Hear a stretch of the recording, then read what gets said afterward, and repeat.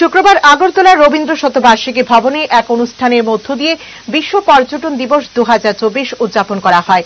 উপস্থিত ছিলেন রাজ্যের মুখ্যমন্ত্রী ডাক্তার মানিক সাহা, মন্ত্রী সুশান্ত চৌধুরী, আগরতলা পুর নিগমের মেয়র দীপক মজুমদার সহ অন্যান্যরা।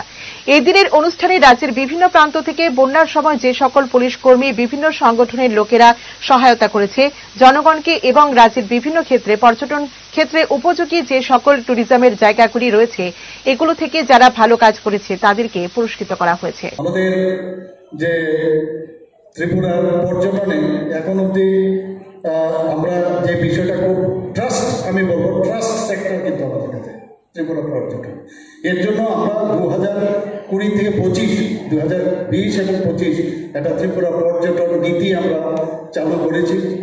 স্বদেশ দর্শন যেটা এখন স্বদেশ দর্শন 2 আসবে এবং সেই স্বদেশ দর্শন 1 উন্নয়নে সিপাহীজলা, উদয়পুর, ছবিমোড়া, নীরমহল, উজ্জয়ন্ত প্রসাদ, ডুম্বুর লেক, জম্পুই হিল, ঊনকোটিতে যে ইনফ্রাস্ট্রাকচার যে ডেভেলপমেন্ট, তার জন্য যে আমাদের যে আর্থিক যে অনুদান যেটা দিল্লি আমাদের সেন্ট্রাল থেকে দিয়েছে সেই ব্যবস্থা এখানে হচ্ছে।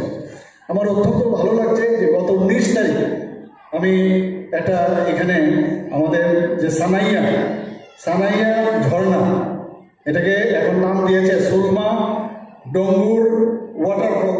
কিছুদিন আগে 19 তারিখ আমরা পরে এত সুন্দর এখানে যারা আছে আমি বলবো যারা টুরিস্টের সাথে যুক্ত তারাও গিয়ে দেখে আসবেন। এত সুন্দর একটা জায়গা, ত্রিপুরাতে এত সুন্দর ঝর্ণা হতে পারে না গেলে বোঝা যায়।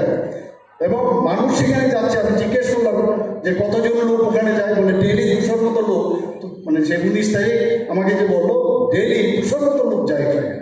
তো সেটাও আমরা ইনঅগ্রেশন করেছি। তো আমি আশা করি যে এইগুলো যখন মানুষের কাছে পৌঁছবে, আর এখানে আমাদের কিন্তু প্রফেশনালিজম সেটা খুব প্রয়োজন।